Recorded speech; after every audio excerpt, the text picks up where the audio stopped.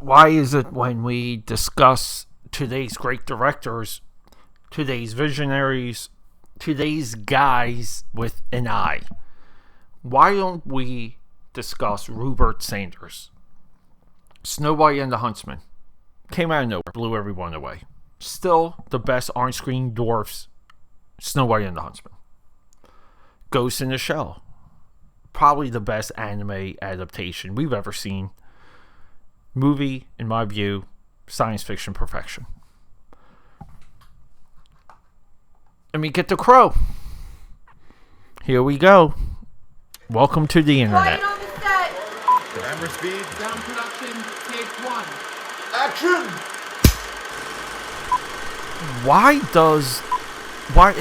Riddle me this, my AKA padders, because sometimes I feel like I'm the Lorax. You know how like the Lorax speaks for the trees because the trees don't have a voice?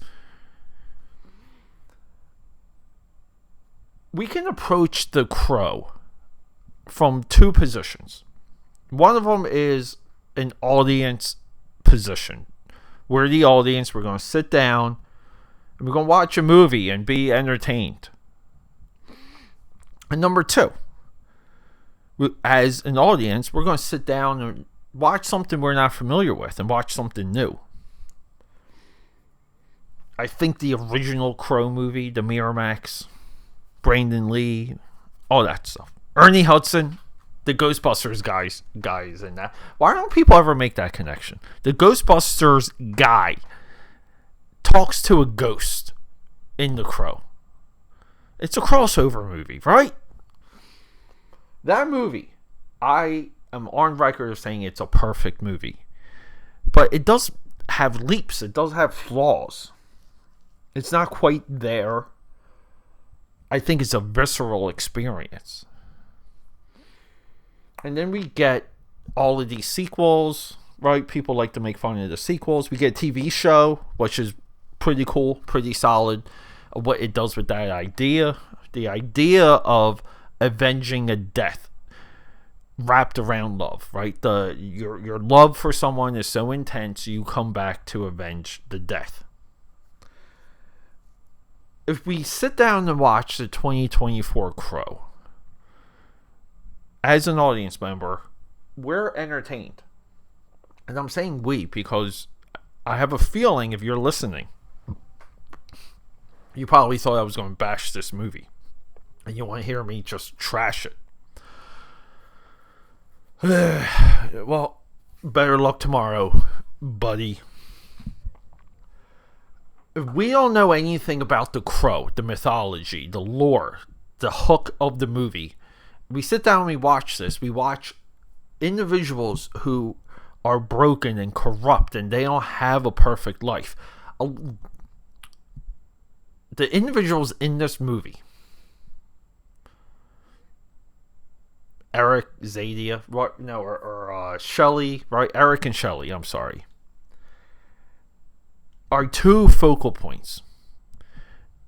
I see these people every single day. I see the real life Eric and I see the real life Shelley in the streets of Philadelphia every single day. The tattoos for Eric don't bother me. Jared Leto's tattoos for Joker don't bother me. And we see these two individuals fall in love when we actually spend time with it. And then tragedy strikes, right? These are not two perfect individuals. And here we go. We get with the first challenging of the premise of The Crow. See, they're not innocent. These two individuals, Eric and Shelley, are pieces of garbage. And I think I originally tweeted about that. I said, wow, they're not likable. I think I tweeted that. If I didn't, I wanted to. But their love for each other is so intense, Eric comes back to avenge her death. The breaking of the lore, or the confusion of the lore, is that Eric sacrifices his soul for hers, and she's the one that returns to life at the end of the movie. They don't fade into the light. Yeah, like they're not angels flying up to heaven. It's one life for another. We have ideas. We further explore the origin of this force, this magic, this religion almost, in these Flash Sideways. We have a character that is an avatar. He's an usherer. If you ever seen Clash of the Titans, the skeleton guy on the boat that takes him across the river. We have a version of that.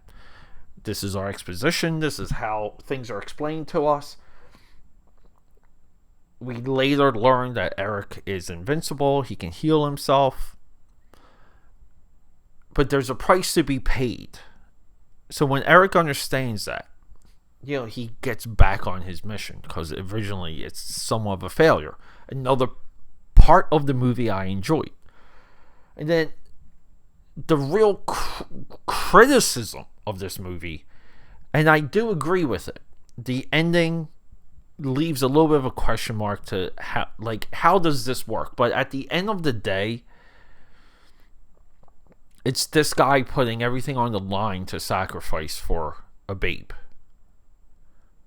with a cute butt. I mean, she's in a thong earlier in this movie.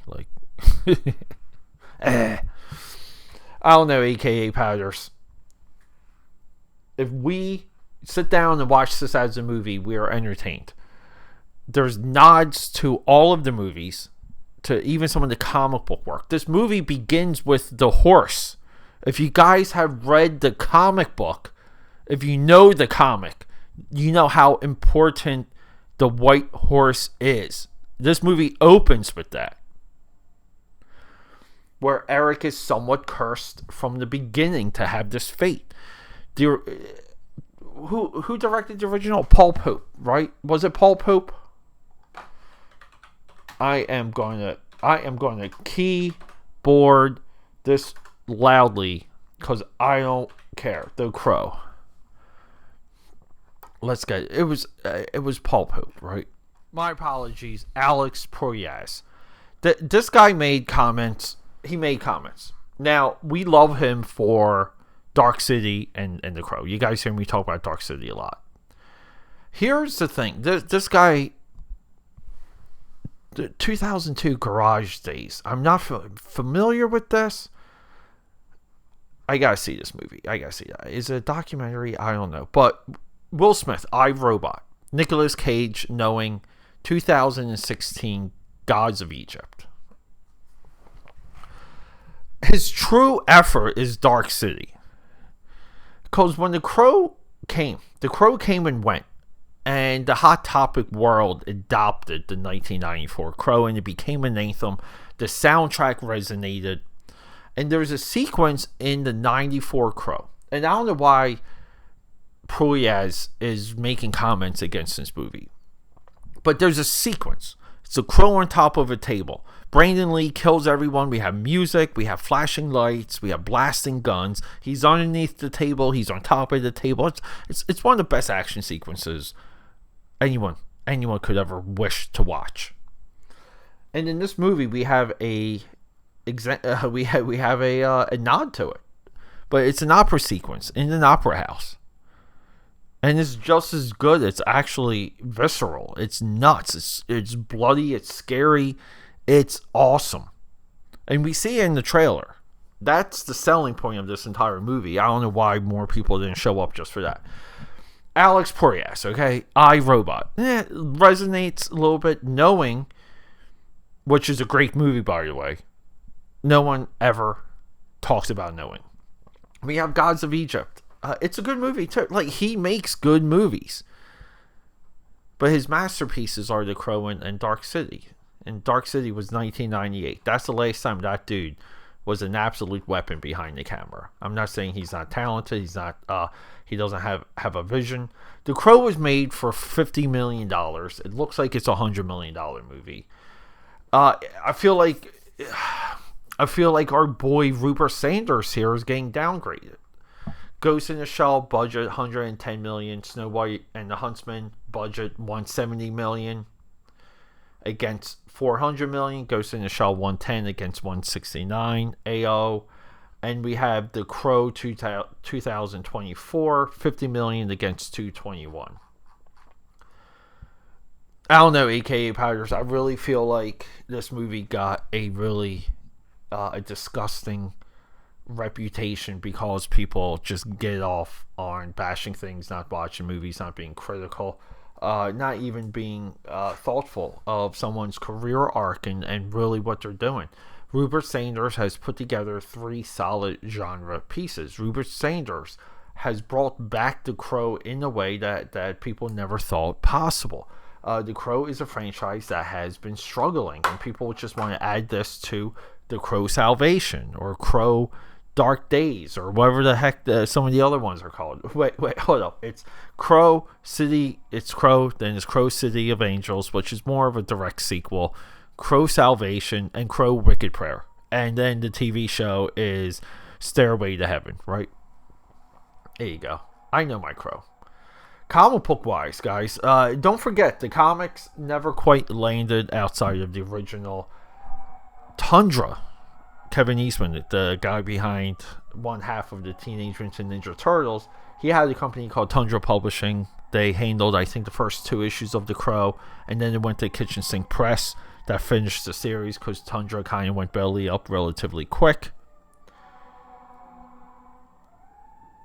Outside of that, we really don't get a impactful Crow comic book. Even the greats, even Todd McFarlane, the guy behind Spawn, picked up the license for The Crow. He produced 10 issues. He couldn't get it going.